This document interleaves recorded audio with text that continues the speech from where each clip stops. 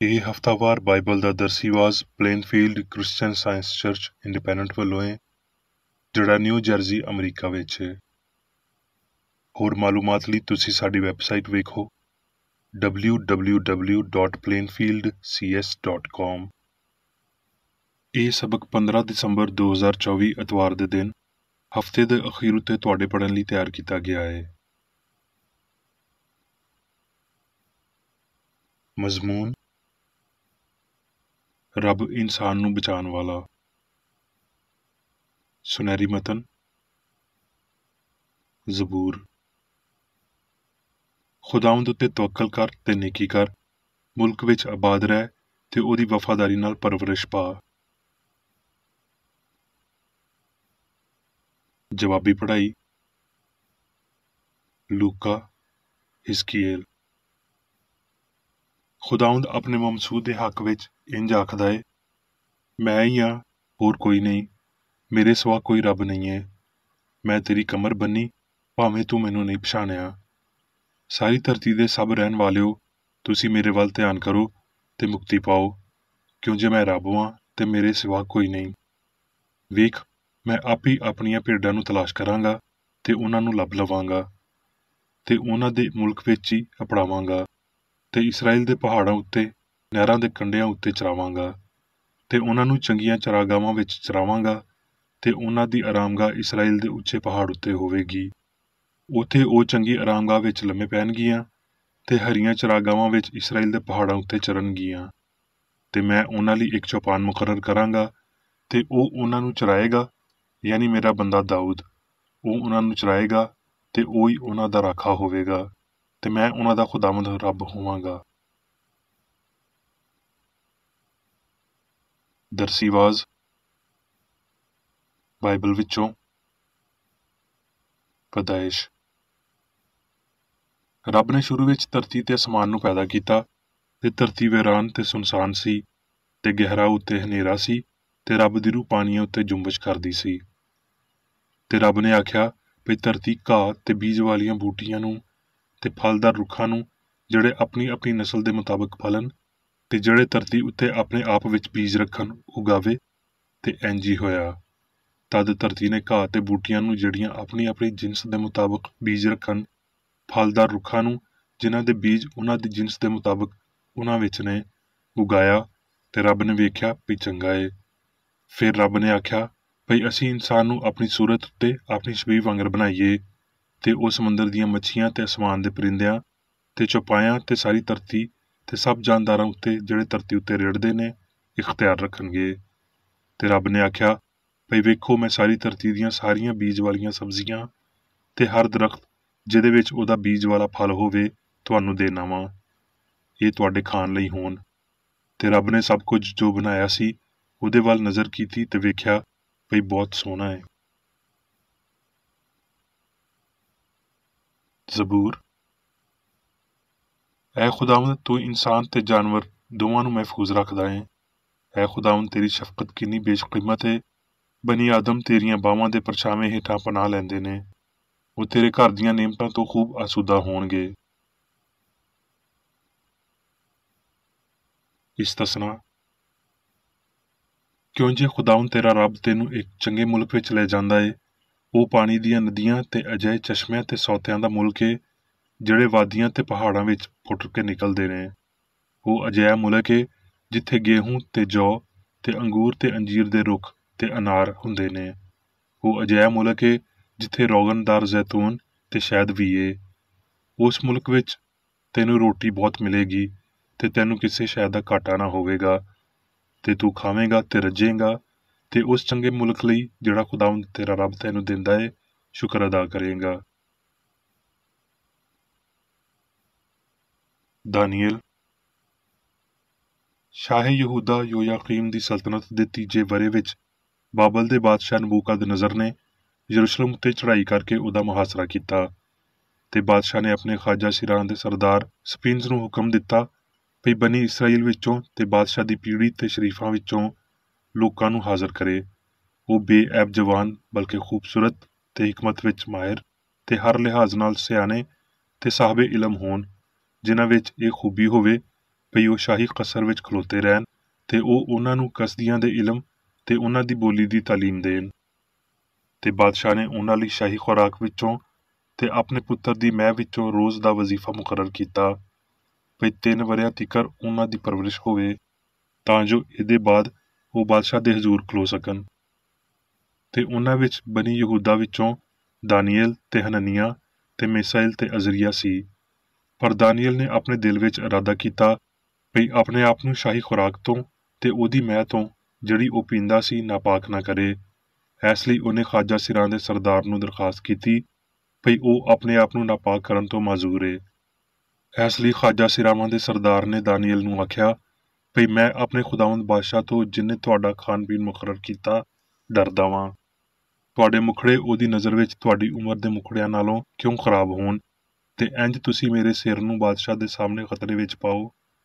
ਫਿਰ ਦਾਨੀਏਲ ਨੇ ਦਰੋਗੇ ਨੂੰ, ਜਿਹਨੂੰ ਖਾਜਾ ਸਿਰਾਂ ਦੇ ਸਰਦਾਰ ਨੇ ਦਾਨੀਏਲ ਤੇ ਹਨਨੀਆ ਤੇ ਮਿਸਾਇਲ ਤੇ ਅਜ਼ਰੀਆ ਉੱਤੇ ਮੁਕਰਰ ਕੀਤਾ ਸੀ, ਆਖਿਆ ਮੈਂ ਤੇਰੀ ਮਿੰਨਤ ਕਰਦਾ ਵਾਂ ਭਈ ਤੂੰ 10 ਦਿਨਾਂ ਤੀਕਰ ਆਪਣੇ ਖਾਦਮਾਂ ਨੂੰ ਅਜ਼ਮਾ ਕੇ ਵੇਖ ਤੇ ਖਾਣ ਲਈ ਸਾਗ ਪਾਤ ਤੇ ਪੀਣ ਲਈ ਪਾਣੀ ਸਾਨੂੰ ਦਵਾ।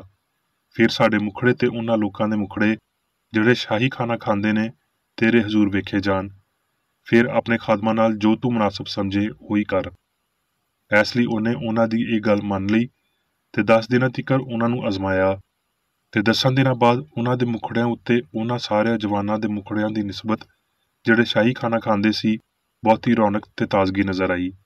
ਤੇ ਖਾਜਾ ਸਿਰਾਵਾਂ ਦਾ ਸਰਦਾਰ ਉਹਨਾਂ ਨੂੰ ਨਬੂਕਦ ਨਜ਼ਰ ਦੇ ਹਜ਼ੂਰ ਲੈ ਗਿਆ ਤੇ ਬਾਦਸ਼ਾਹ ਨੇ ਉਹਨਾਂ ਨਾਲ ਗੱਲਬਾਤ ਕੀਤੀ ਤੇ ਉਹਨਾਂ ਵਿੱਚੋਂ ਦਾਨੀਏਲ ਤੇ ਹਨਨੀਆ ਤੇ ਮਿਸਾਇਲ ਤੇ ਅਜ਼ਰੀਆ ਵਾਂਗਰ ਕੋਈ ਨਹੀਂ ਸੀ। ਇਸ ਲਈ ਉਹ ਬਾਦਸ਼ਾਹ ਦੇ ਹਜ਼ੂਰ ਖਲੋਣ ਲੱਗੇ ਤੇ ਹਰ ਤਰ੍ਹਾਂ ਦੀ ਖੁਰਦਮੰਦੀ ਤੇ ਦਾਨਸ਼ਵਰੀ ਦੇ ਬਾਬ ਵਿੱਚ ਜੋ ਕੁਝ ਬਾਦਸ਼ਾਹ ਨੇ ਉਹਨਾਂ ਨੂੰ ਪੁੱਛਿਆ, ਉਹਨਾਂ ਨੂੰ ਸਾਰੇ ਫਾਲਗੀਰਾਂ ਤੇ ਨਜੂਮੀਆਂ ਨਾਲੋਂ ਜਿਹੜੇ ਉਹਦੇ ਸਾਰੇ ਮੁਲਕ ਵਿੱਚ ਸੀ 10 ਦਰਜੇ ਚੰਗਾ ਪਾਇਆ। ਤੇ ਦਾਨੀਏਲ ਖੁਰਸ ਬਾਦਸ਼ਾਹ ਦੇ ਪਹਿਲੇ ਸਾਲ ਤੀਕਰ ਜਿੰਦਾ ਸੀ। ਯਸਾਇਆ। ਖੁਦਾਵੰਦ ਇੰਜ ਆਖਦਾ ਏ ਭਈ ਮੈਂ ਕਬੂਲੀਅਤ ਦੇ ਵੇਲੇ ਤੇਰੀ ਸੁਣੀ ਤੇ ਮੁਕਤੀ ਦੇ ਦਿਨ ਤੇਰੀ ਮਦਦ ਕੀਤੀ। ਮੈਂ ਤੇਰੀ ਹਿਫਾਜ਼ਤ ਕਰਾਂਗਾ ਤੇ ਲੋਕਾਂ ਲਈ ਤੈਨੂੰ ਇੱਕ ਅਹਿਦ ਬਣਾਵਾਂਗਾ ਤਾਂ ਜੋ ਤੂੰ ਮੁਲਕ ਨੂੰ ਬਹਾਲ ਕਰੇ ਤੇ ਵੈਰਾਨ ਮਿਰਾਸ ਵਾਰਸਾਂ ਨੂੰ ਦੇਵੇਂ, ਤਾਂ ਜੋ ਤੂੰ ਕੈਦੀਆਂ ਨੂੰ ਆਖੇ ਭਈ ਨਿਕਲ ਜਾਓ ਤੇ ਉਹਨਾਂ ਨੂੰ ਜਿਹੜੇ ਹਨੇਰੇ ਵਿੱਚ ਨੇ ਭਈ ਆਪਣੇ ਆਪ ਨੂੰ ਵਿਖਾਓ। ਉਹ ਰਾਵਾਂ ਵਿੱਚ ਚਰਨਗੇ ਤੇ ਸਾਰੇ ਨੰਗੇ ਟੀਲੇ ਉਹਨਾਂ ਦੀਆਂ ਚਰਾਗਾਵਾਂ ਹੋਣਗੀਆਂ। ਉਹ ਨਾ ਭੁੱਖੇ ਹੋਣਗੇ ਤੇ ਨਾ ਤਰਿਆਏ ਤੇ ਨਾ ਗਰਮੀ ਨਾ ਧੁੱਪ ਨਾਲ ਉਹਨਾਂ ਨੂੰ ਨੁਕਸਾਨ ਹੋਵੇਗਾ, ਕਿਉਂ ਜੇ ਉਹ ਜਿਹਦੀ ਰਹਿਮਤ ਉਹਨਾਂ ਉੱਤੇ ਹੈ ਉਹਨਾਂ ਦਾ ਰਹਿਨੁਮਾ ਹੋਵੇਗਾ ਤੇ ਪਾਣੀ ਦਿਆਂ ਸੋਤਿਆਂ ਵੱਲ ਉਹਨਾਂ ਦੀ ਰਹਿਨੁਮਾਈ ਕਰੇਗਾ। ਜ਼ਬੂਰ। ਖੁਦਾਵੰਦ ਦਾ ਸ਼ੁਕਰ ਕਰੋ ਕਿਉਂ ਜੇ ਉਹ ਚੰਗਾ ਏ ਤੇ ਉਹਦੀ ਸ਼ਫਕਤ ਹਮੇਸ਼ਾ ਦੀ ਏ, ਕਿਉਂ ਜੇ ਉਹ ਤਰਸਣ ਵਾਲੀ ਜਿੰਦ ਨੂੰ ਰਜਾਉਂਦਾ ਏ ਤੇ ਭੁੱਖੀ ਜਿੰਦ ਨੂੰ ਨਿਮਤਾਂ ਨਾਲ ਮਾਲਾਮਾਲ ਕਰਦਾ ਏ। ਹੁਣ ਮੈਂ ਮੇਰੀ ਬੇਖਰ ਏਡੀ ਦੀ ਲਿਖੀ ਹੋਈ ਕ੍ਰਿਸਚਨ ਸਾਇੰਸ ਦੀ ਦਰਸੀ ਕਿਤਾਬ ਸਾਇੰਸ ਤੇ ਸਿਹਤ ਆਇਤਾਂ ਦੀ ਕੁੰਜੀ ਦੇ ਨਾਲ ਵਿੱਚੋਂ ਲਈਆਂ ਹੋਈਆਂ ਲਿਖਾਈਆਂ ਪੜਾਂਗਾ। ਸਾਇੰਸ ਤੇ ਸਿਹਤ। ਰੱਬ ਦੀ ਵਲਦੀਅਤ ਤੇ ਮਮਤਾ ਨੂੰ ਜ਼ਾਹਿਰ ਕਰਦਿਆਂ ਹੋਏ ਰੂਹ ਠੀਕ ਤਰੀਕੇ ਨਾਲ ਹਰ ਸ਼ੈ ਨੂੰ ਖਵਾਉਂਦਾ ਪਿਲਾਉਂਦਾ ਤੇ ਕੱਪੜੇ ਪਵਾਉਂਦਾ ਸੀ, ਜਿਵੇਂ ਹੀ ਉਹ ਰੂਹਾਨੀ ਤਖਲੀਕ ਦੇ ਦਾਇਰੇ ਵਿੱਚ ਵੜਦੀ ਏ। ਇਲਾਹੀ ਸਾਇੰਸ ਵਿੱਚ ਇਨਸਾਨ ਰੱਬ ਯਾਨੀ ਹਸਤੀ ਦੇ ਇਲਾਹੀ ਅਸੂਲ ਦੇ ਪਾਰੋਂ ਕਾਇਮ ਰਹਿੰਦਾ ਏ। ਧਰਤੀ ਰੱਬ ਦੇ ਹੁਕਮ ਤੇ ਇਨਸਾਨ ਦੇ ਵਰਤਨ ਲਈ ਖੁਰਾਕ ਪੈਦਾ ਕਰਦੀ ਏ। ਇਹ ਜਾਣਦਿਆਂ ਹੋਏ ਯਿਸੂ ਨੇ ਇੱਕ ਵਾਰੀ ਆਖਿਆ, ਆਪਣੀ ਜਿੰਦ ਦੀ ਫਿਕਰ ਨਾ ਕਰਿਓ ਭਈ ਅਸੀਂ ਕੀ ਖਾਵਾਂਗੇ ਤੇ ਕੀ ਪੀਵਾਂਗੇ। ਆਪਣੇ ਖਾਲਕ ਦਾ ਇਸਤਹਿਕਾਕ ਫਰਜ਼ ਕਰਦਿਆਂ ਹੋਏ ਨਹੀਂ, ਬਲਕਿ ਰੱਬ ਜਿਹੜਾ ਸਾਰਿਆਂ ਦਾ ਪਿਓ ਤੇ ਮਾਂ ਏ ਉਹਨੂੰ ਸਮਝਦਿਆਂ ਹੋਏ ਭਈ ਉਹ ਇੰਜ ਹੀ ਇਨਸਾਨ ਨੂੰ ਖੁਰਾਕ ਤੇ ਕੱਪੜੇ ਫਰਾਹਮ ਕਰਨ ਦੇ ਕਾਬਲ ਏ ਜਿਵੇਂ ਉਹ ਸੋਸਨ ਦੇ ਫੁੱਲਾਂ ਨਾਲ ਕਰਦਾ ਏ। ਆਪਣੀ ਜਿੰਦ ਦੀ ਭਈ ਅਸੀਂ ਕੀ ਖਾਵਾਂਗੇ ਜਾਂ ਕੀ ਪੀਵਾਂਗੇ ਘੱਟ ਫਿਕਰ ਕਰਨਾ, ਆਪਣੇ ਬਦਨ ਦੀ ਭਈ ਅਸੀਂ ਕੀ ਪਾਵਾਂਗੇ ਘੱਟ ਫਿਕਰ ਕਰਨਾ ਆਉਣ ਵਾਲੀ ਪੀੜ੍ਹੀ ਦੀ ਸਿਹਤ ਲਈ ਤੁਹਾਡੀ ਸੋਚ ਤੋਂ ਵੀ ਬਹੁਤਾ ਮੁਹੱਈਆ ਕਰੇਗਾ। ਜੇ ਅਸੀਂ ਅਕਲਮੰਦ ਤੇ ਸਿਹਤਮੰਦ ਹਾਂ ਤੇ ਸਾਨੂੰ ਇਹ ਜ਼ਹਾਨਤ ਮਾਦੇ ਦੇ ਨਾਲ ਬਹੁਤੀ ਤੋਂ ਬਹੁਤੀ ਨਹੀਂ ਬਲਕਿ ਘੱਟ ਤੋਂ ਘੱਟ ਮਨਸੂਬ ਕਰਨੀ ਚਾਹੀਦੀ ਏ।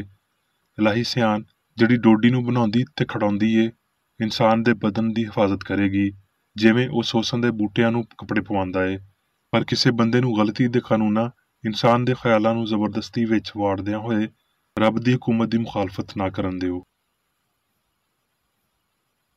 ਹਯਾਤੀ ਦੇ ਬਾਰੇ ਸਾਡੇ ਝੂਠੇ ਖਿਆਲ ਹਮੇਸ਼ਾ ਦੀ ਹਮਾਂਗੀ ਨੂੰ ਲੁਕਾਏ ਰੱਖਦੇ ਨੇ ਤੇ ਉਹ ਬਿਮਾਰੀਆਂ ਪੈਦਾ ਕਰਦੇ ਨੇ ਜਿਨ੍ਹਾਂ ਦੀ ਅਸੀਂ ਸ਼ਿਕਾਇਤ ਕਰਦੇ ਹਾਂ। ਜੇ ਆਪਣੇ ਚੇਲਿਆਂ ਲਈ ਖਾਣਾ ਯਿਸੂ ਵੱਲੋਂ ਤਿਆਰ ਕੀਤਾ ਗਿਆ ਹੋਵੇ ਤੇ ਇਹ ਹਯਾਤੀ ਨੂੰ ਬਰਬਾਦ ਨਹੀਂ ਕਰ ਸਕਦਾ। ਅਸਲੀਅਤ ਇਹ ਹੈ ਕਿ ਖੁਰਾਕ ਇਨਸਾਨ ਦੀ ਸਾਰੀ ਹਯਾਤੀ ਨੂੰ ਮੁਤਾਸਰ ਨਹੀਂ ਕਰਦੀ, ਤੇ ਜਦੋਂ ਅਸੀਂ ਇਹ ਸਿੱਖਦੇ ਹਾਂ ਕਿ ਰੱਬ ਸਾਡੀ ਹਯਾਤੀ ਏ ਤੇ ਇਹ ਆਪਣੇ ਆਪ ਜ਼ਾਹਰ ਹੋ ਜਾਂਦੀ ਏ, ਕਿਉਂ ਜੇ ਪਾਪ ਤੇ ਬਿਮਾਰੀ ਰੂਹ ਜਾਂ ਹਯਾਤੀ ਦੀਆਂ ਖੂਬੀਆਂ ਨਹੀਂ, ਇਸ ਲਈ ਅਸੀਂ ਲਾਫਾਨੀਅਤ ਉੱਤੇ ਆਸ ਰੱਖਦੇ ਹਾਂ। ਪਰ ਸਾਡੀ ਹੋਣ ਵਾਲੀ ਸਮਝ ਤੋਂ ਅਗਾਂਹ ਵਧਣ ਦੀ ਜੁਰਤ ਕਰਨਾ ਬੇਵਕੂਫੀ ਏ। ਉਸ ਵੇਲੇ ਤਿਕਰ ਖਾਣ ਪੀਣ ਛੱਡਣਾ ਬੇਵਕੂਫੀ ਏ ਜਦ ਤਿਕਰ ਪਈ ਅਸੀਂ ਜਿਉਂਦੇ ਰੂਹ ਦੇ ਬਾਰੇ ਪੂਰਾ ਤੇ ਵਾਜ਼ਿਹ ਫਹਿਮ ਹਾਸਲ ਨਹੀਂ ਕਰ ਲੈਂਦੇ। ਫਹਿਮ ਦੇ ਉਸ ਕਾਮਲ ਦਿਨ ਨਾ ਤੇ ਅਸੀਂ ਜੀਣ ਵਾਸਤੇ ਖਾਵਾਂਗੇ ਤੇ ਨਾ ਖਾਣ ਵਾਸਤੇ ਜੀਵਾਂਗੇ। ਜੇ ਇਨਸਾਨ ਸਮਝਦੇ ਨੇ ਕਿ ਖਾਣਾ ਸਿਆਣ ਤੇ ਬਦਨ ਦੇ ਹਮਾਹੰਗ ਕੰਮਾਂ ਵਿੱਚ ਖਲਲ ਪਾਉਂਦਾ ਏ ਤੇ ਜਾਂ ਖਾਣੇ ਨੂੰ ਜਾਂ ਇਸ ਖਿਆਲ ਨੂੰ ਛੱਡ ਦੇਣਾ ਚਾਹੀਦਾ ਏ, ਕਿਉਂ ਜੇ ਸਜ਼ਾ ਇਸ ਅਕੀਦੇ ਨਾਲ ਜੁੜਦੀ ਏ। ਇਹਨਾਂ ਵਿੱਚੋਂ ਕਿਹੜਾ ਹੋਵੇਗਾ ਜੇ ਇਹ ਫੈਸਲਾ ਕ੍ਰਿਸਚਨ ਸਾਇੰਸ ਉੱਤੇ ਛੱਡ ਦਿੱਤਾ ਜਾਵੇ ਤੇ ਇਹ ਇਸ ਅਕੀਦੇ ਤੇ ਹਰ ਗਲਤ ਅਕੀਦੇ ਜਾਂ ਮਾਦੀ ਹਾਲਤ ਉੱਤੇ ਸਿਆਣ ਦੇ ਇਖਤਿਆਰ ਵੱਲੋਂ ਹੋਵੇਗਾ। ਕੀ ਇਹ ਈਮਾਨ ਰੱਖਣਾ ਕੁਫਰ ਦੀ ਇੱਕ ਕਿਸਮ ਨਹੀਂ ਭਈ ਮਸੀਹਾ ਵਰਗਾ ਇੱਕ ਵੱਡਾ ਕੰਮ ਜਿਹੜਾ ਉਹਨੇ ਆਪਣੇ ਆਪ ਲਈ ਜਾਂ ਰੱਬ ਲਈ ਕੀਤਾ, ਉਹਨੂੰ ਹਮੇਸ਼ਾ ਦੀ ਹਮਾਂਗੀ ਨੂੰ ਬਰਕਰਾਰ ਰੱਖਣ ਲਈ ਯਿਸੂ ਦੇ ਨਮੂਨੇ ਤੋਂ ਕੋਈ ਮਦਦ ਲੈਣ ਦੀ ਲੋੜ ਨਹੀਂ ਸੀ, ਪਰ ਇਨਸਾਨਾਂ ਨੂੰ ਇਸ ਮਦਦ ਦੀ ਲੋੜ ਸੀ ਤੇ ਯਿਸੂ ਨੇ ਇਹਦੇ ਲਈ ਉਹ ਰਾਹ ਵਿਖਾਈ। ਇਲਾਹੀ ਪਿਆਰ ਨੇ ਹਮੇਸ਼ਾ ਇਨਸਾਨ ਦੀ ਲੋੜ ਨੂੰ ਪੂਰਾ ਕੀਤਾ ਹੈ ਤੇ ਹਮੇਸ਼ਾ ਪੂਰਾ ਕਰੇਗੀ।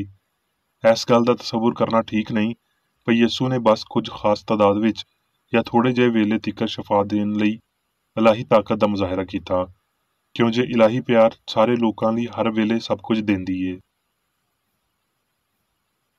ਯਿਸੂ ਨੇ ਮਾਦੀਅਤ ਦੀ ਨਾਹਲੀਅਤ ਨੂੰ ਉਹਦੇ ਨਾਲ ਰੂਹ ਦੀ ਲਾਮਹਿਦੂਦ ਕਾਬਲੀਅਤ ਨੂੰ ਜ਼ਾਹਰ ਕੀਤਾ। ਇੰਜ ਗਲਤੀ ਕਰਨ ਵਾਲੇ ਇਨਸਾਨੀ ਫਹਿਮ ਨੂੰ ਖੁਦ ਦੀਆਂ ਸਜ਼ਾਵਾਂ ਤੋਂ ਬਚਣ ਤੇ ਇਲਾਹੀ ਸਾਇੰਸ ਵਿੱਚ ਤਹਫੁਜ਼ ਲੱਭਣ ਵਿੱਚ ਮਦਦ ਕੀਤੀ। ਬਦਨੀ ਸਾਖਤ ਤੇ ਕਾਨੂੰਨਾਂ ਦੇ ਬਾਰੇ ਜਿੰਨਾ ਘੱਟ ਆਖਿਆ ਜਾਵੇਗਾ ਤੇ ਅਖਲਾਕੀ ਤੇ ਰੂਹਾਨੀ ਕਾਨੂੰਨ ਦੇ ਬਾਰੇ ਜਿੰਨਾ ਬਹੁਤਾ ਸੋਚਿਆ ਤੇ ਆਖਿਆ ਜਾਵੇਗਾ, ਹਯਾਤੀ ਦਾ ਮਿਆਰ ਓਨਾ ਹੀ ਉੱਚਾ ਹੋਵੇਗਾ ਤੇ ਇਨਸਾਨਾਂ ਨੂੰ ਆਜਜ਼ੀ ਤੇ ਬਿਮਾਰੀ ਤੋਂ ਦੂਰ ਰੱਖਿਆ ਜਾਵੇਗਾ। ਸਾਨੂੰ ਦੱਸਿਆ ਗਿਆ ਹੈ ਭਈ ਸਾਦਾ ਖੁਰਾਕ ਜਿਹੜੀ ਸਾਡੇ ਪਿਓ ਦਾਦੇ ਨੇ ਖਾਧੀ ਸੀ ਉਹਨੇ ਉਹਨਾਂ ਨੂੰ ਸਿਹਤਮੰਦ ਰਹਿਣ ਵਿੱਚ ਮਦਦ ਕੀਤੀ, ਪਰ ਇਹ ਇੱਕ ਗਲਤੀ ਏ। ਉਸ ਦੌਰ ਵਿੱਚ ਉਹਨਾਂ ਦੀ ਖੁਰਾਕ ਬਦਹਜ਼ਮੀ ਦਾ ਇਲਾਜ ਨਹੀਂ ਕਰਦੀ ਹੋਵੇਗੀ। ਸਿਰ ਵਿੱਚ ਸਿਹਤ ਦੇ ਤੇ ਮਿਹਦੇ ਵਿੱਚ ਹਜ਼ਮ ਹੋਣ ਦੇ ਕਾਬਲ ਖੁਰਾਕ ਦੇ ਅਸੂਲਾਂ ਦੇ ਨਾਲ ਬਦਹਜ਼ਮੀ ਹੁੰਦੀ ਹੋਵੇਗੀ। ਸਾਡੇ ਦੌਰ ਦੇ ਬਹੁਤ ਸਾਰੇ ਤਾਸੁਬ ਵਾਲੇ ਆਇਨ ਕਦੀ ਵੀ ਮਜ਼ਬੂਤ ਨਹੀਂ ਹੋਣਗੇ ਜਦ ਤੀਕਰ ਪਈ ਇਨਫਰਾਦੀ ਸਲਾਹ ਚੰਗੀ ਨਾ ਹੋ ਜਾਵੇ ਤੇ ਫਾਨੀ ਅਕੀਦਾ ਆਪਣੀ ਗਲਤੀ ਦਾ ਕੁਝ ਹਿੱਸਾ ਗਵਾ ਨਾ ਦੇਵੇ। ਬਦਹਜ਼ਮੀ ਦਾ ਇਲਾਜ ਲੱਭਦਿਆਂ ਹੋਏ ਮਾਦੇ ਨਾਲ ਮੁਸ਼ਾਵਰਤ ਬਿਲਕੁਲ ਨਾ ਕਰੋ ਤੇ ਦੀਨੀ ਇਮਤਿਆਜ਼ ਦੇ ਪਾਰੋਂ ਕੁਝ ਪੁੱਛਿਓ ਬਗੈਰ ਜੋ ਕੁਝ ਤੁਹਾਡੇ ਸਾਹਮਣੇ ਧਰਿਆ ਏ ਉਹ ਖਾ ਲਵੋ। ਸਾਨੂੰ ਇਸ ਝੂਠੇ ਅਕੀਦੇ ਨੂੰ ਖਤਮ ਕਰ ਦੇਣਾ ਚਾਹੀਦਾ ਏ ਭਈ ਹਯਾਤੀ ਤੇ ਜ਼ਹਾਨਤ ਮਾਦੇ ਵਿੱਚ ਏ ਤੇ ਆਪਣੇ ਆਪ ਨੂੰ ਉਸ ਨਿਉ ਤੇ ਖੜਾ ਕਰ ਦੇਣਾ ਚਾਹੀਦਾ ਏ ਜਿਹੜੀ ਪਾਕ ਤੇ ਕਾਮਲ ਏ। ਰੱਬ ਸੰਸਾਰ ਨੂੰ ਬਣਾਉਂਦਾ ਹੈ ਤੇ ਲੋਕਾਂ ਨਾਲ ਭਰ ਦਿੰਦਾ ਹੈ। ਨਾਮਨਿਹਾਦ ਮਾਦਨੀਅਤ ਸਬਜ਼ੀ ਤੇ ਹੈਵਾਨੀ ਮਵਾਦ ਹੁਣ ਆਰਜ਼ੀ ਨਹੀਂ ਜਾਂ ਮਾਦੀ ਢਾਂਚਾ ਨਹੀਂ ਜਿੰਨਾ ਇਹ ਉਸ ਵੇਲੇ ਸੀ ਜਦ ਸਵੇਰ ਦੇ ਤਾਰਿਆਂ ਨੇ ਇਕੱਠਿਆਂ ਗੀਤ ਗਾਇਆ ਸੀ। ਸਿਆਣ ਨੇ ਹਲੇ ਤੀਕਰ ਖੇਤ ਦਾ ਕੋਈ ਪੌਦਾ ਨਹੀਂ ਲਾਇਆ ਸੀ। ਜਦੋਂ ਇਨਸਾਨ ਰੱਬ ਤੇ ਇਨਸਾਨਾਂ ਦੇ ਬਾਰੇ ਚੰਗੇ ਖਿਆਲ ਰੱਖਦੇ ਨੇ, ਤਖਲੀਕ ਦੇ ਮਕਾਸਦ ਦੀ ਕਸਰਤ ਜਿਹੜੀ ਇਸ ਤੋਂ ਪਹਿਲਾਂ ਵੇਖੀ ਨਹੀਂ ਜਾਂਦੀ ਸੀ ਹੁਣ ਵੇਖੀ ਜਾਵੇਗੀ। ਜਦੋਂ ਸਾਨੂੰ ਇਹ ਅਹਿਸਾਸ ਹੋ ਜਾਂਦਾ ਏ ਭਈ ਹਯਾਤੀ ਰੂਹ ਏ, ਨਾ ਕਦੀ ਮਾਦੇ ਦਾ ਨਾ ਕਦੀ ਮਾਦੇ ਵਿੱਚ, ਇਹ ਅਦਰਾਕ ਰੱਬ ਵਿੱਚ ਸਭ ਕੁਝ ਚੰਗਾ ਪਾਉਂਦਿਆਂ ਹੋਏ ਤੇ ਕਿਸੇ ਦੂਜੇ ਸ਼ਾਉਰ ਦੀ ਲੋੜ ਮਹਿਸੂਸ ਨਾ ਕਰਦਿਆਂ ਹੋਏ ਆਪ ਕਾਮਲੀਅਤ ਵੱਲੋਂ ਵਸੀਹ ਹੋਵੇਗਾ। ਜਦੋਂ ਅਸੀਂ ਕ੍ਰਿਸਚਨ ਸਾਇੰਸ ਵਿੱਚ ਰਾਹ ਜਾਣਦੇ ਹਾਂ ਤੇ ਇਨਸਾਨ ਦੀ ਰੂਹਾਨੀ ਹਸਤੀ ਨੂੰ ਪਛਾਣਦੇ ਹਾਂ, ਅਸੀਂ ਰੱਬ ਦੀ ਤਖਲੀਕ ਨੂੰ ਸਮਝਾਂ ਤੇ ਵੇਖਾਂਗੇ। ਸਾਰਾ ਜਲਾਲ ਧਰਤੀ ਤੇ ਅਸਮਾਨ ਤੇ ਇਨਸਾਨ ਲਈ। ਖੁਦਾਵੰਦ ਰੱਬ ਯਹੋਵਾ ਨੇ ਧਰਤੀ ਤੇ ਅਸਮਾਨ ਨੂੰ ਬਣਾਇਆ ਤੇ ਧਰਤੀ ਉੱਤੇ ਹੁਣ ਕੋਈ ਪੌਦਾ ਨਹੀਂ ਸੀ ਤੇ ਨਾ ਮੈਦਾਨ ਦੀ ਹੁਣ ਤੀਕਰ ਕੋਈ ਸਬਜ਼ੀ ਉੱਗੀ ਸੀ। ਇੱਥੇ ਬਹੁਤ ਜ਼ੋਰਦਾਰ ਐਲਾਨ ਹੈ ਭਈ ਰੱਬ ਸਭ ਕੁਝ ਸਿਆਣ ਦੇ ਰਾਹੀਂ ਬਣਾਉਂਦਾ ਏ, ਨਾ ਭਈ ਮਾਦੇ ਰਾਹੀਂ। ਕੋਈ ਪੌਦਾ ਬੀਜ ਜਾਂ ਮਿੱਟੀ ਦੇ ਪਾਰੋਂ ਨਹੀਂ ਵੱਧਦਾ, ਬਲਕਿ ਇਸ ਲਈ ਕਿਉਂ ਜੇ ਨਸ਼ੋ-ਨੁਮਾ ਸਿਆਣ ਦਾ ਹਮੇਸ਼ਾ ਦਾ ਇਖਤਿਆਰ ਏ। ਰੂਹ ਇਨਸਾਨ ਲਈ ਫਸਲ ਨੂੰ ਕਾਸ਼ਤ ਦੇ ਕਾਬਲ ਬਣਾਉਣ ਦਾ ਵਸੀਲਾ ਬਣਦਿਆਂ ਹੋਏ, ਪਰ ਉਹਨੂੰ ਮਿੱਟੀ ਤੋਂ ਉੱਚਾ ਬਣਾਉਂਦਿਆਂ ਹੋਏ ਸਿਆਣ ਦੀ ਸਾਇੰਸ ਦੇ ਰਾਹੀਂ ਅਮਲ ਕਰਦੀ ਏ। ਇਹਦਾ ਇਲਮ ਇਨਸਾਨ ਨੂੰ ਮਿੱਟੀ ਦੇ ਉੱਤੇ, ਧਰਤੀ ਤੇ ਉਹਦੇ ਮਾਹੌਲ ਦੇ ਉੱਤੇ ਸ਼ਾਉਰੀ ਰੂਹਾਨੀ ਹਮਾਂਗੀ ਤੇ ਅਬਦੀ ਵਜੂਦ ਵੱਲ ਲੈ ਜਾਂਦਾ ਏ। ਇੱਥੇ ਇਲਹਾਮੀ ਰਿਕਾਰਡ ਆਪਣੇ ਵਜੂਦ ਦੀ ਦਾਸਤਾਨ ਨੂੰ ਬੰਦ ਕਰਦਾ ਏ, ਜਿਹੜੀ ਸ਼ੁਰੂ ਤੇ ਅਖੀਰ ਤੋਂ ਬਗੈਰ ਏ।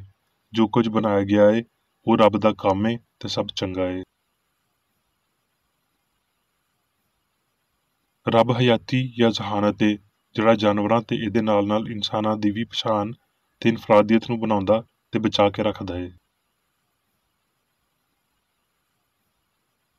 ਹੁਣ ਮੈਂ ਮੇਰੀ ਬੇਕਰ ਏਡੀ ਵੱਲੋਂ ਚਰਚ ਮੈਨੂਅਲ ਵਿੱਚ ਦਿੱਤੇ ਹੋਏ ਰੋਜ਼ਾਨਾ ਦੇ 3 ਫਰਜ਼ ਪੜਾਂਗਾ। ਰੋਜ਼ਾਨਾ ਦੀ ਦੁਆ। ਇਸ ਚਰਚ ਦੇ ਹਰ ਰੁਕਨ ਦਾ ਇਹ ਫਰਜ਼ ਏ ਭਈ ਉਹ ਹਰ ਰੋਜ਼ ਇਹ ਦੁਆ ਕਰੇ, ਤੇਰੀ ਬਾਦਸ਼ਾਹੀ ਆਵੇ, ਇਲਾਹੀ ਸੱਚਾਈ, ਹਯਾਤੀ ਤੇ ਪਿਆਰ ਦੀ ਸਲਤਨਤ ਮੇਰੇ ਅੰਦਰ ਕਾਇਮ ਹੋਵੇ ਤੇ ਸਾਰੇ ਪਾਪ ਮੈਥੋਂ ਨਿਕਲ ਜਾਣ, ਤੇ ਤੇਰਾ ਕਲਾਮ ਸਾਰੇ ਇਨਸਾਨਾਂ ਦੇ ਪਿਆਰ ਨੂੰ ਵਧਾਵੇ ਤੇ ਉਹਨਾਂ ਉੱਤੇ ਹਕੂਮਤ ਕਰੇ। ਮਕਸਦਾਂ ਤੇ ਕੰਮਾਂ ਦਾ ਇੱਕ ਅਸੂਲ। ਨਾ ਕੋਈ ਮੁਖਾਲਫਤ ਤੇ ਨਾ ਕੋਈ ਜ਼ਾਤੀ ਤਾਲੁਕ ਮਾਦਰੀ ਚਰਚ ਦੇ ਕਿਸੇ ਰੁਕਨ ਦੇ ਮਕਸਦਾਂ ਜਾਂ ਕੰਮਾਂ ਉੱਤੇ ਅਸਰ ਕਰਨੇ ਚਾਹੀਦੇ। ਸਾਇੰਸ ਵਿੱਚ ਬਸ ਇਲਾਹੀ ਪਿਆਰ ਹੀ ਹਕੂਮਤ ਕਰਦਾ ਏ ਤੇ ਇੱਕ ਮਸੀਹੀ ਸਾਇੰਸਦਾਨ ਪਾਪ ਨੂੰ ਰੱਦ ਕਰਦਿਆਂ ਹੋਏ ਸੁੱਚੀ ਭਰਾਬੰਦੀ, ਖੈਰਾਤ ਪਸੰਦੀ ਤੇ ਮਾਫੀ ਨਾਲ ਪਿਆਰ ਦੀਆਂ ਮਿੱਠੀਆਂ ਸਚਾਈਆਂ ਦਾ ਪਰਛਾਵਾਂ ਬਣਦਾ ਏ। ਇਸ ਚਰਚ ਦੇ ਸਾਰੇ ਰੁਕਨਾਂ ਨੂੰ ਸਾਰੇ ਪਾਪਾਂ ਤੋਂ, ਗਲਤ ਤਰ੍ਹਾਂ ਦੀਆਂ ਪੇਸ਼ਨਗੋਈਆਂ, ਮੁਨਸਫੀਆਂ, ਮੁਜ਼ੰਮਤਾਂ, ਸਲਾਮਾਂ, ਗਲਤ ਅਸਰਾਂ ਨੂੰ ਲੈਣ ਤੇ ਗਲਤ ਅਸਰ ਦੇਣ ਤੋਂ ਆਜ਼ਾਦ ਰਹਿਣ ਲਈ ਹਰ ਰੋਜ਼ ਖਿਆਲ ਰੱਖਣਾ ਚਾਹੀਦਾ ਏ ਤੇ ਦੁਆ ਕਰਨੀ ਚਾਹੀਦੀ ਏ। ਫਰਜ਼ ਲਈ ਚੁਸਤੀ। ਇਸ ਚਰਚ ਦੇ ਹਰ ਰੁਕਨ ਦਾ ਇਹ ਫਰਜ਼ ਏ ਭਈ ਉਹ ਹਰ ਰੋਜ਼ ਜਾਰਿਹਾਨਾ ਜ਼ਹਿਨੀ ਸਲਾਮਾਂ ਦੇ ਖਿਲਾਫ ਆਪਣੇ ਆਪ ਨੂੰ ਤਿਆਰ ਰੱਖੇ ਤੇ ਰੱਬ, ਆਪਣੇ ਕਾਇਦ ਤੇ ਇਨਸਾਨਾਂ ਲਈ ਆਪਣੇ ਫਰਜ਼ਾਂ ਨੂੰ ਨਾ ਕਦੀ ਭੁੱਲੇ ਤੇ ਨਾ ਕਦੀ ਨਜ਼ਰਅੰਦਾਜ਼ ਕਰੇ। ਉਹਦੇ ਕੰਮਾਂ ਦੇ ਰਾਹੀਂ ਉਹਦਾ ਇਨਸਾਫ ਹੋਵੇਗਾ, ਉਹ ਬੇਕਸੂਰ ਜਾਂ ਕਸੂਰਵਾਰ ਹੋਵੇਗਾ।